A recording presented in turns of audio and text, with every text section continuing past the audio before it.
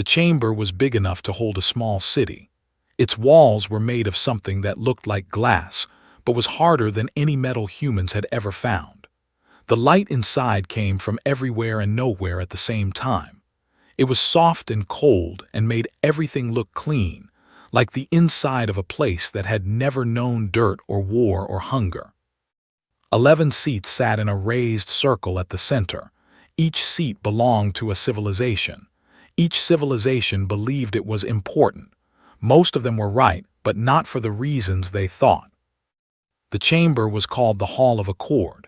It sat aboard Nexus Station, which floated at the gravitational midpoint of the known galaxy like a jewel hung on nothing. Every major species had helped build it 200 years ago, when the idea of peace still felt new and worth celebrating. Back then, it had been a symbol. Now it was just a building where powerful people told other people what they could and could not do. Sora sat in the upper gallery. She had been sitting there for 3 hours.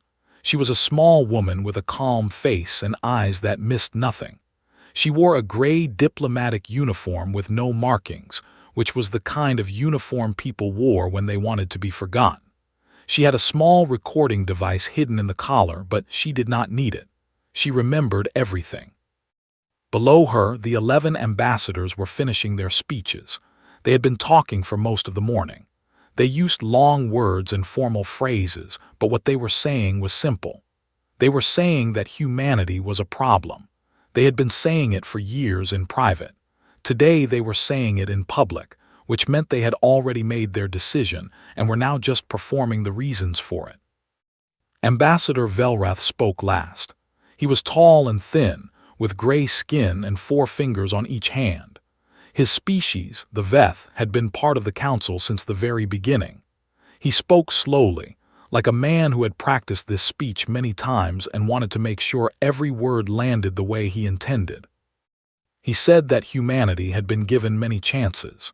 He said that humans had refused to reduce their weapons when asked. He said they had expanded into star systems without council approval. He said their behavior was unpredictable and their culture was aggressive, and that the peace of the galaxy could not be maintained, while humanity continued to act as though the rules did not apply to them. He said the council had no choice. The vote was 9-2.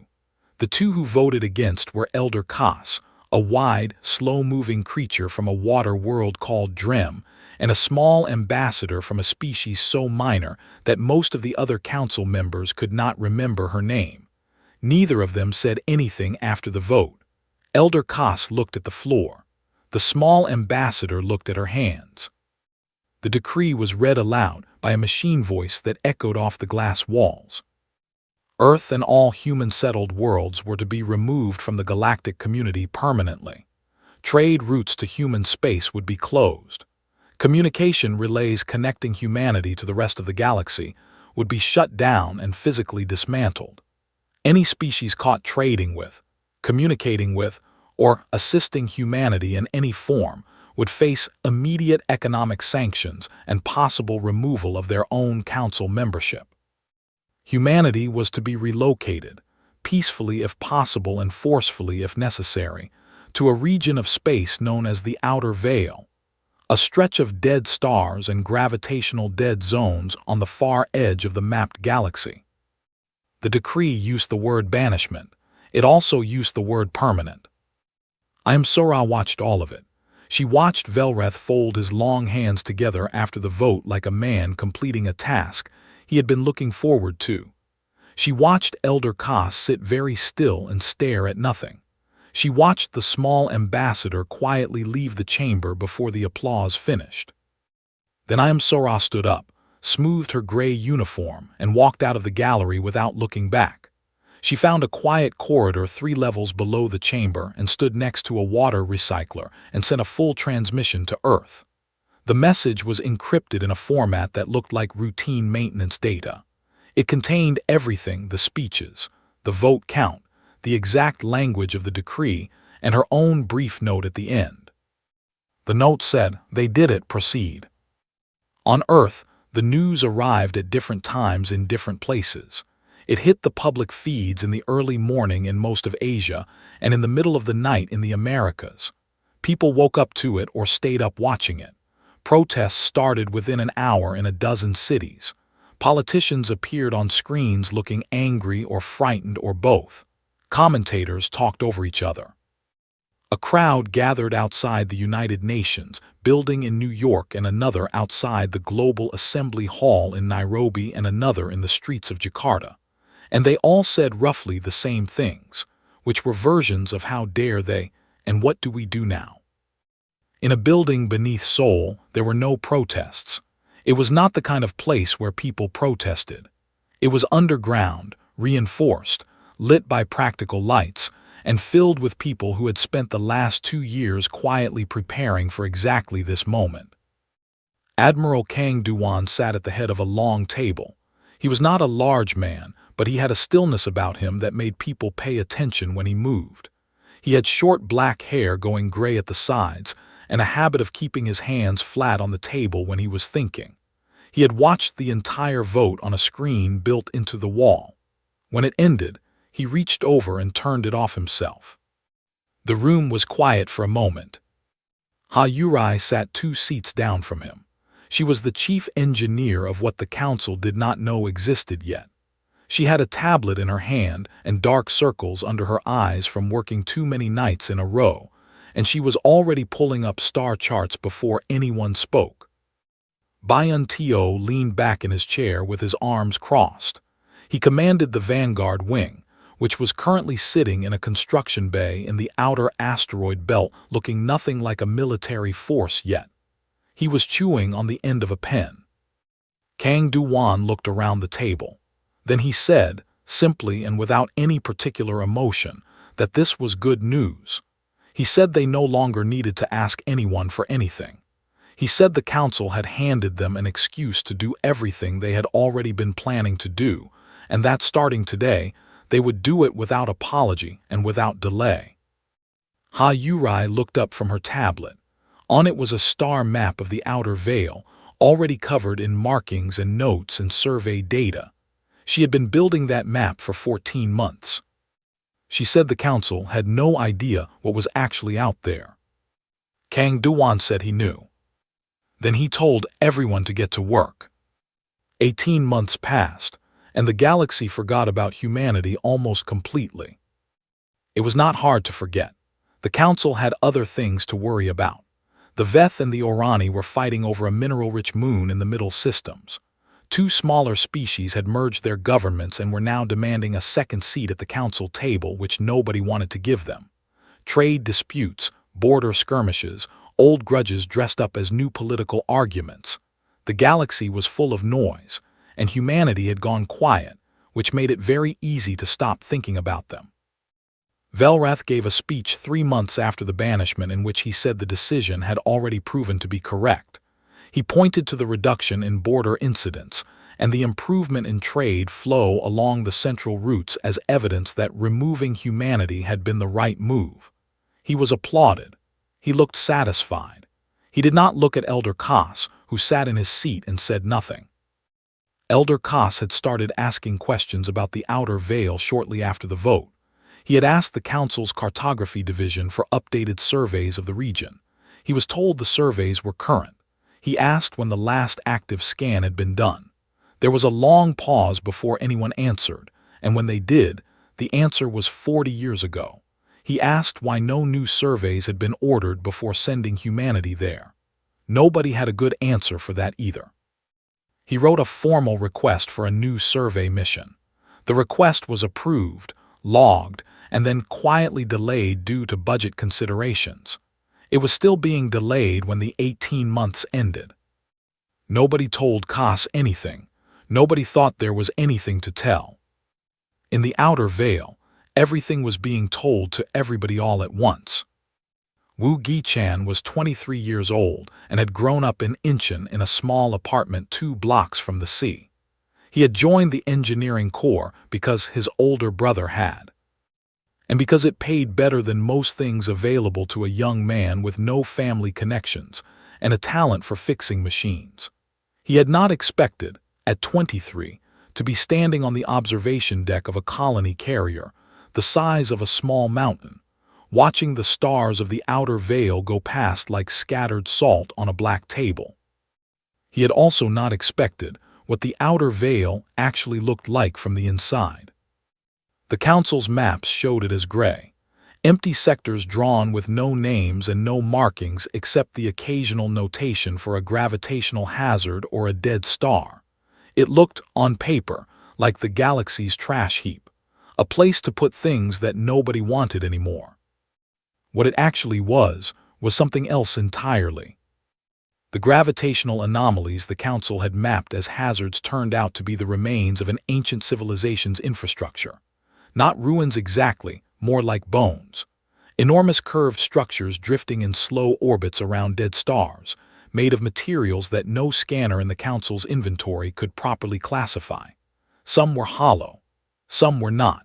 Some appeared to have been deliberately placed, arranged in patterns that had no name yet because no one alive had ever seen them before. The mineral density in the veil was extraordinary. Veins of rare elements ran through asteroid clusters so thick that a single cluster could supply a mid-sized civilization's industrial needs for a generation. The Council's instruments had read the region as barren because they had been calibrated for the kinds of deposits found in the central systems. Human instruments had been built to different tolerances, designed to search deeper and measure more broadly. They read the veil the way a good doctor reads a patient, not just for what was visible, but for what was underneath. Ha-Yurai had not slept more than 5 hours at a stretch in 8 months. She did not complain about this. She did not appear to notice it. She moved through the engineering bays of the primary research station like she lived inside the work itself, pulling fragments of ancient technology from storage units and laying them out on wide tables and staring at them until something made sense. The fold compression drive had come from one of those fragments. It had taken her team 4 months to understand what they were looking at, another 2 to build a working model small enough to test. The test had been done in secret, in a dead-end corner of the veil with only 3 ships present. When it worked, nobody cheered. They all stood in silence for almost a full minute, staring at the readings on their screens. Then one of the younger engineers started crying, quietly, and nobody made anything of it. A fold compression drive did not move a ship from one place to another. It folded space so that 2 points touched, and the ship simply stepped through. It was not faster than light travel. It was the elimination of the concept of distance entirely. A ship using the drive could go from one end of the known galaxy to the other in the time it took to brew a cup of coffee. The Council's fastest ships took 3 weeks to cross the same distance.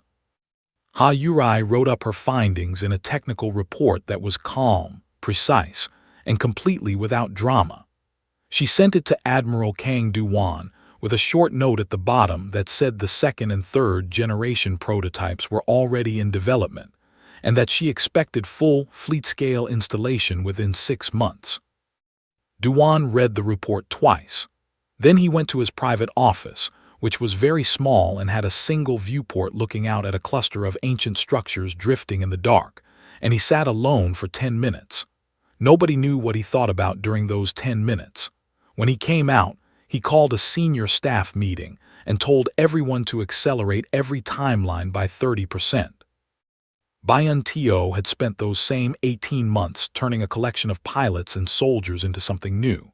He had done it the way the veil demanded, not by drilling them in open space combat, which was the Council's way, but by running them through the magnetic storms and gravity pockets of the veil itself every single day. His pilots learned to fly the way fish learn to swim in rough water. They stopped fighting the environment and started using it. They developed instincts that no textbook could teach, because no textbook had ever been written for conditions like these. By the end of the 18th month, T.O. could run 60 ships through a gravitational corridor in total radio silence with 0 collisions. He could do it at night, in a storm, at full speed. He told his pilots often that their greatest advantage was not their ships or their weapons. Their greatest advantage was that Their enemy had never operated in these conditions and never would understand them, while his people had lived in them long enough that the Veil felt like home. Wu Gichan, watching all of this from the ground level of a civilization rebuilding itself in the dark, felt something he could not quite name. It was not pride exactly, though there was some of that. It was more like the feeling of watching a long, slow fire finally reach the thing it had been building toward all along. He wrote letters home. He described the stars, the structures, the work. He did not describe the weapons testing or the drive trials, but in every letter, without ever saying it directly, he tried to communicate what it felt like to be part of something that the rest of the galaxy had no idea was happening. Nobody was watching, nobody was listening. Which was, of course, exactly the point. The freighter was called the Seventh Dawn, and it was dying. It had been caught in a fringe storm 3 days earlier, one of the sudden electromagnetic surges that rolled through the outer edge of mapped Council space with almost no warning. The storm had knocked out 2 of its 3 engine cores, shredded its long-range communications array, and sent it drifting at a slow angle toward the one region of space that every Council navigation chart marked in red with the simple word: avoid. There were 11 crew members aboard. 2 were injured. All of them were hungry and cold because the heating systems had been running on backup power for 30 hours and backup power only went so far. The captain was a Veth woman named Doral. She had been flying cargo routes for 20 years, and she had never been afraid of space in the way that some captains were, but she was afraid now. Not because of the cold or the dark, but because she had been watching the outer veil grow slowly larger in her forward viewport for 3 days, and she did not know what would happen when they crossed the boundary. The charts said nothing lived there. The charts said it was empty. But the charts were 40 years old, and Doral was smart enough to know that 40 years was a long time. When the human patrol vessel appeared off her port side, she thought for 1/2 second that she was hallucinating. It was a mid-sized ship, gray-black, with a design she did not recognize from any database she had ever used.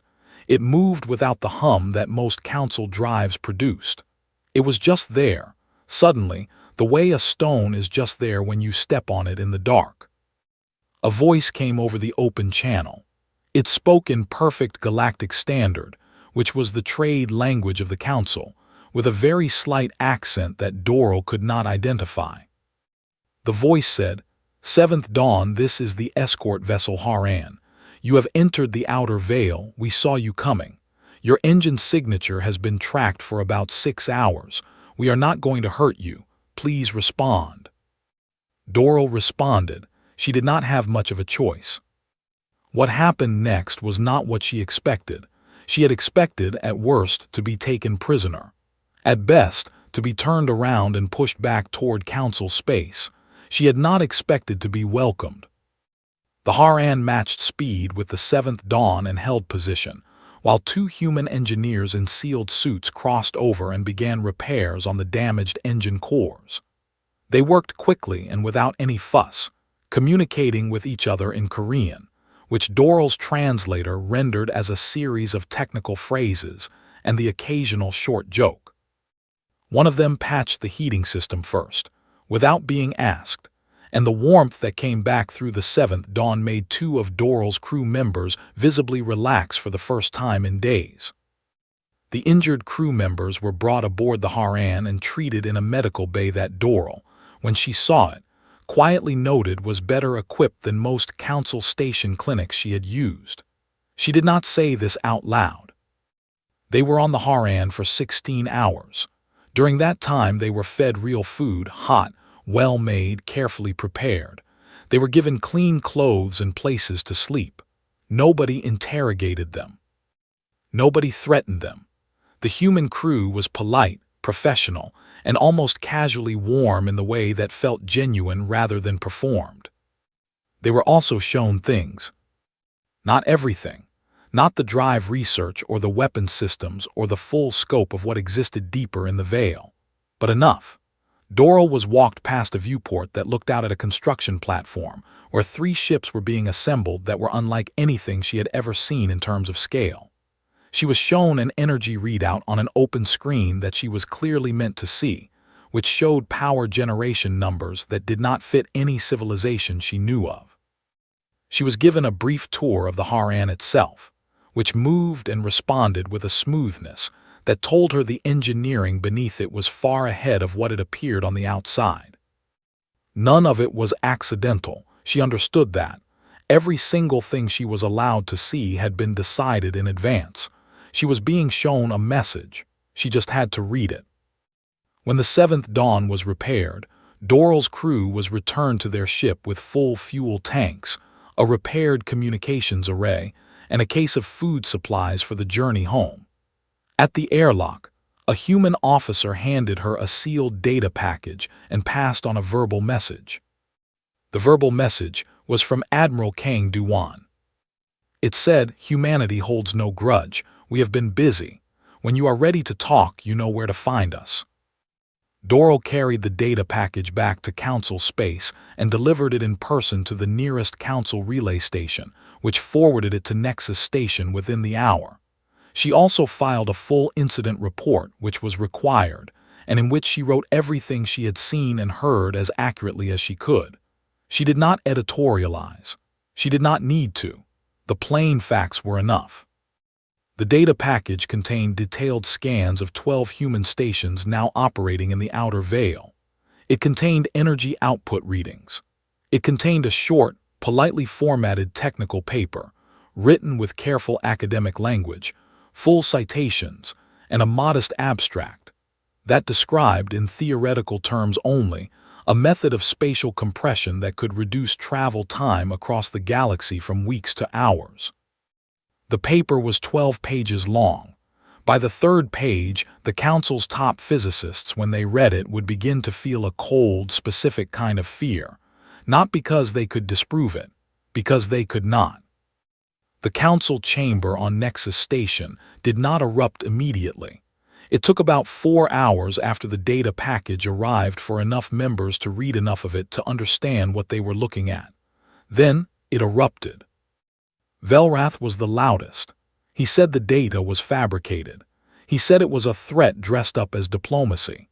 He said humanity was using the standard tactics of an aggressive species, provocation followed by the offer of conversation, designed to make the other party feel weak. He said the Council should respond with strength and clarity.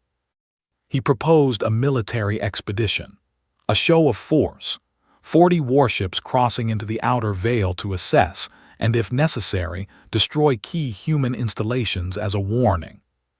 7 Council members voted in favor. Elder Koss voted against. Then he stood up from his seat, which was unusual because he almost never stood during sessions. He looked at Velrath for a long moment without saying anything. Then he looked at the data package summary displayed on the chamber's central screen. Then he said, quietly enough that people had to stop talking to hear him, that he wanted the record to show he had voted against this expedition, and that he believed the Council was about to make the worst decision it had ever made. Then he walked out. The chamber was quiet for a moment after he left. Then the talking started again. "I am Sora, still deep in Council territory under a false name and a false job, and a face that almost nobody looked at twice. Watched all of it from a public gallery feed on a screen in a small room she rented by the week. She typed a single short message and sent it on a carrier wave buried inside routine network traffic. The message said, 'They're sending 40 ships, start the clock.' In the outer veil, Admiral Kang Duwan received the message in the early morning watch cycle. He read it once. He handed it to Bayan Tio, who read it and then smiled the kind of smile that made people near him want to take a small step backward.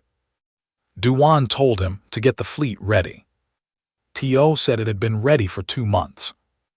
The Council Armada crossed into the outer veil on a Tuesday, which meant nothing to the universe, but was the kind of detail that Wu Gichan would remember for the rest of his life. He was at his station aboard the carrier Dawson when the long-range sensors picked up the 40 incoming ships. He watched the contacts appear on the display one by one, like lights being turned on in a dark house. He had been awake for 6 hours already and had another 6 to go. He poured the last of his coffee into a cup, watched the screen, and said nothing. The rest of the bridge crew said nothing either. They had known this was coming. Admiral Kang Duan had briefed all senior staff 48 hours earlier in a room with no recording devices, speaking in the flat, practical tone he used when something important needed to be understood rather than celebrated. He had told them what was coming, what they were going to do about it, and what he needed from each of them. The briefing had taken 20 minutes. There were no questions at the end, because he had covered everything.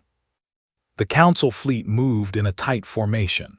40 ships, arranged in a standard Council assault configuration, 2 lead dreadnoughts at the front, flanked by cruisers, with a screen of smaller escort vessels spread wide to cover approaches. It was a good formation by Council standards. It communicated confidence. It was designed to look unstoppable. Bayan Tio watched it approach on his tactical screen and said out loud, to nobody in particular, that the rear screen was uneven. He pointed to the upper right quadrant of the formation, where one of the escort vessels was running slightly out of position, tucked a little too far back, and a little too far to one side to fit the standard pattern. That was not an escort vessel. It was a scout ship running silent, positioned to observe and transmit rather than fight. It was the kind of move a careful commander made when he wanted a second set of eyes that he thought the other side would not see. Tio told his communications officer to open a broad channel frequency. Then he leaned into it and spoke with the kind of calm that came not from indifference but from complete preparation. He told the Council fleet that they had been tracked since crossing the Veil boundary. He gave them the exact ship count. He told them about the scout hiding in the rear. He said hello to it by name, using the vessel classification code visible on its hull signature, which he had been reading for the past 3 hours. The Council fleet went quiet for 40 seconds. Then Velrath's voice came through on the command channel. It was controlled, but something underneath it was not. He identified himself, stated his authority under Council decree, and ordered all human vessels to stand down and withdraw from the vicinity of their stations while the Armada conducted its assessment. There was a pause on the human side, not a hesitation, a pause, deliberate and measured like a breath before a sentence. Then Kang Duan's voice came through. He said he understood. He said he had no problem with assessment. He said they were welcome to look at whatever they wanted to look at. He asked only that they proceed calmly because this was, after all, a conversation between civilizations, and conversations went better when everyone was calm. Then he said that if Velrath would check his tactical display, he might notice something worth seeing. Velrath checked his tactical display. The Council formation had spent the last 12 minutes executing a standard surrounding maneuver on the nearest human station, a long, practiced arc of ships designed to cut off approach vectors and establish a dominant perimeter. It was something Council fleets had drilled hundreds of times. It took 12 minutes because the fleet was large and careful and methodical. The maneuver was nearly complete. Around the Council fleet, on every side, above and below, and to every flank, 60 human ships had appeared. They had not traveled to those positions. They had simply arrived there. No approach, no visible transit. One moment the space around the Council Armada was empty, and the next it was not. The human ships sat in place without moving, without weapons hot, without any aggressive signal whatsoever. Just present, just there. In the same way that walls are there. The fold compression drive left no signature that Council sensors could read. There was no flash, no energy spike, no shockwave. Just absence and then presence. It was the single most disorienting thing that any of Velrath's bridge crew had ever experienced, and several of them made sounds that were later not included in the official record. Kang Du-wan waited a full minute before speaking again. He gave them the time because he wanted them to understand exactly what they were looking at. He wanted the reality of it to settle fully before he said anything, because the words mattered less than the comprehension, and the comprehension needed a moment. Then he spoke. He said that he knew why they had come. He said humanity understood, and he meant that word without any edge to it, that when a civilization grew suddenly in a region that others had assumed was empty, it was natural and reasonable to want to know what was happening. He said he bore no ill will toward any ship in that formation. He said there were fathers and daughters and long-service officers in those crews who had no personal stake in the politics that brought them here, and he respected that. He said, "You came to see if we were a threat. We are not to anyone who leaves us in peace, but I want you to look at your tactical display right now, and I want you to understand something. We let you try to surround us so you could see what surrounding actually looks like." Nobody fired a weapon. Nobody moved. Velrath sat in his command chair and looked at the screen in front of him and did not speak for a very long time. His fleet was boxed, completely and perfectly and without a single hostile action on the human side. Every approach vector, every retreat corridor, every gap in the formation, all of it covered. Not approximately. Exactly. His tactical officer said, very quietly, that the human positioning was precise to within 11 meters across all 60 ships. She said this was not possible with conventional drives and conventional coordination. She said her instruments showed no evidence of how the ships had arrived, only that they had. She looked at her commander and waited. Velrath did not respond to her. Wu Gi-chan, at his station aboard the Dawson, watched the tactical overlay in silence. He had not been in the briefing that explained every detail of the plan, but he had understood the shape of it, and now he was watching it happen exactly the way Du-wan had said it would. Around him, the bridge crew was professionally quiet. Nobody cheered. Nobody made a show of the moment. They had been trained by people who understood that the most powerful statements were the ones that did not need to be underlined. He thought about his family in Incheon. He thought about the night the banishment decree had come through and his mother had cried in the kitchen with the news screen on and the sound turned low, as if turning it down made it less real. He thought about the crossing to the Vale, the months of work, the cold and the strange beauty of the ancient structures drifting outside his viewport. He did not feel anger looking at those 40 council ships. He had expected to.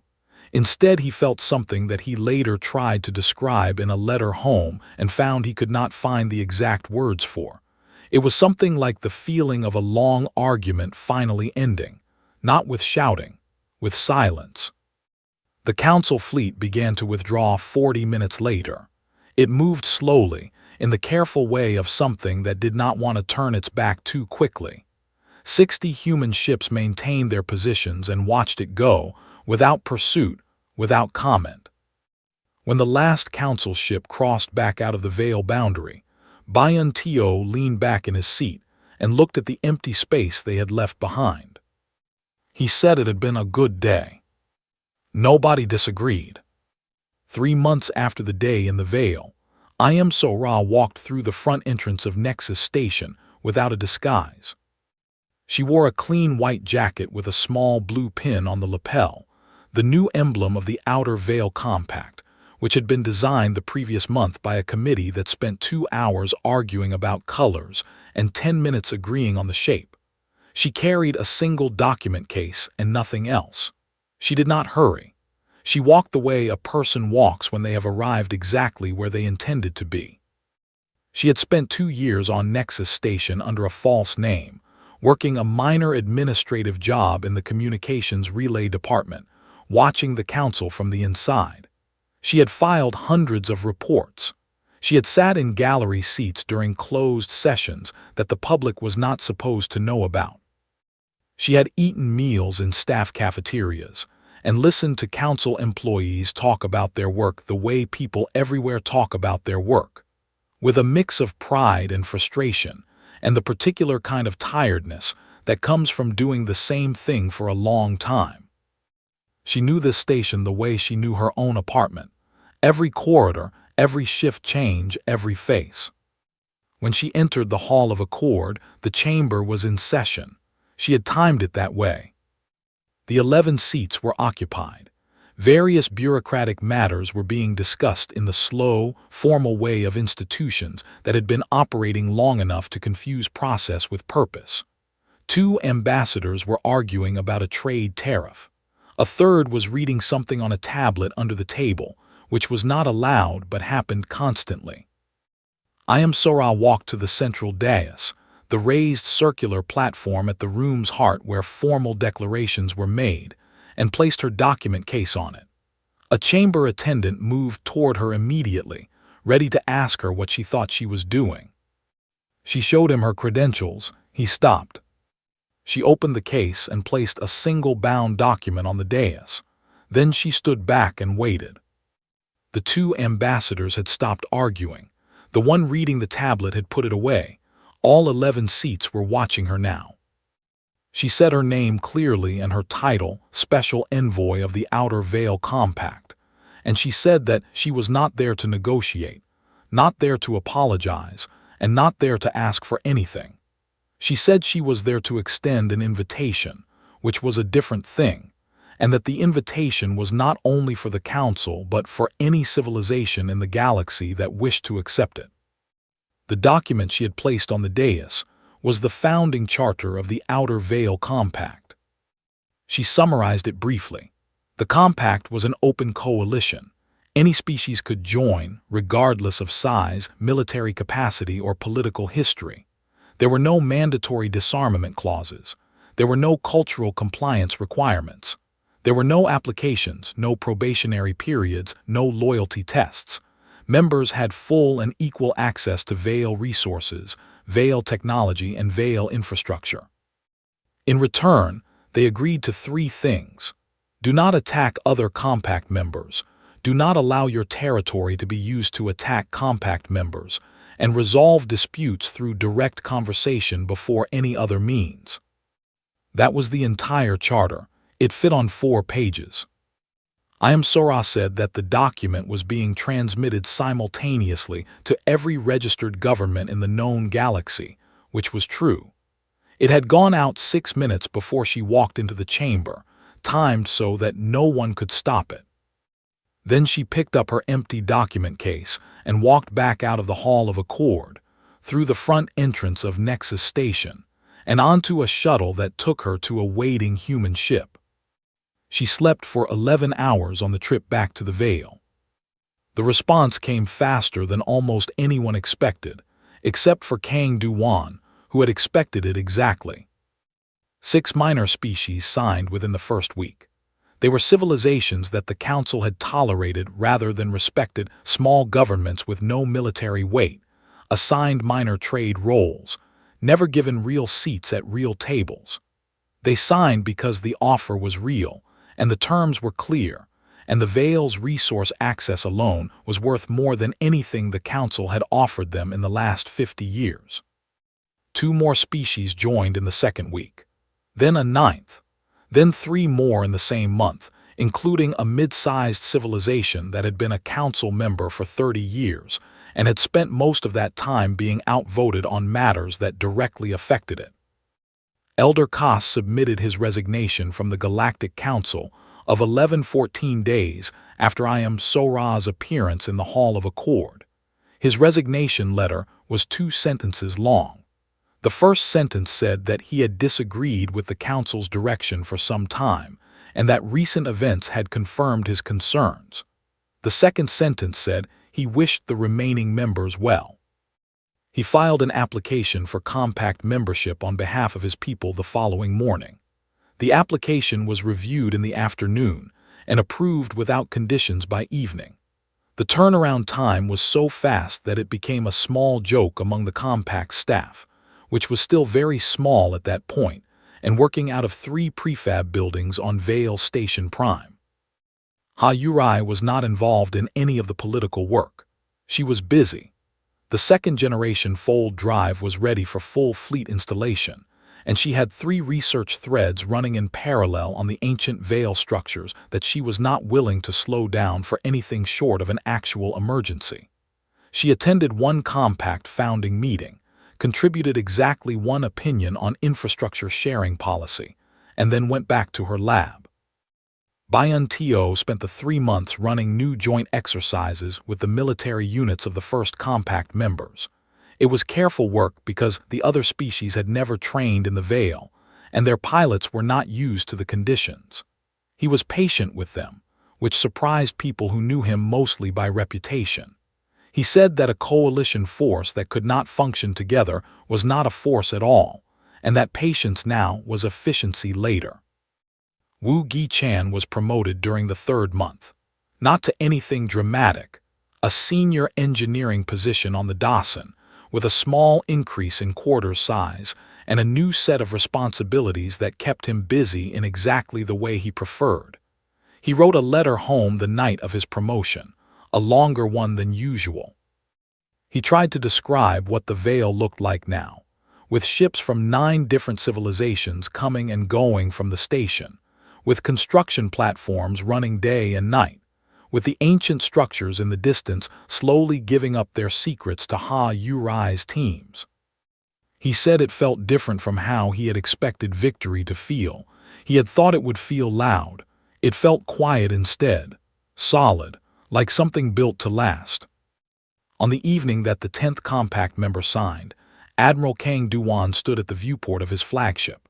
The ship was docked at Veil Station Prime, and through the viewport he could see the long curve of the station's main bay, where ships from 7 different civilizations were berthed in rows.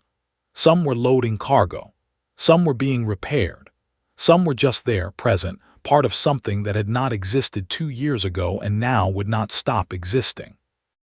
Ha-Yurai came to stand beside him. She had a cup of coffee in one hand and her tablet in the other, and the tablet still had 3 open research files on it even now, at this hour, at this moment. She said that the council had called it a banishment. He said he knew. She said it was the best thing they had ever done for humanity. He did not answer right away.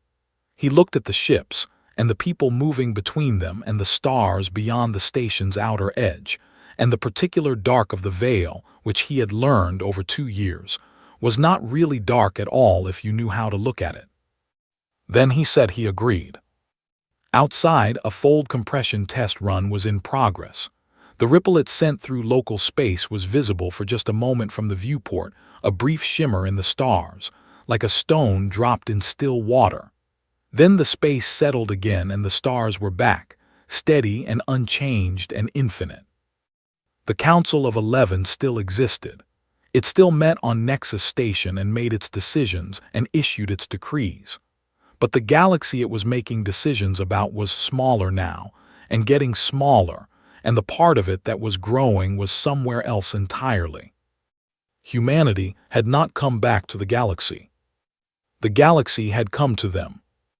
And the door, unlike the one that had been slammed in their faces 2 years ago, was open to anyone who wanted to walk through it.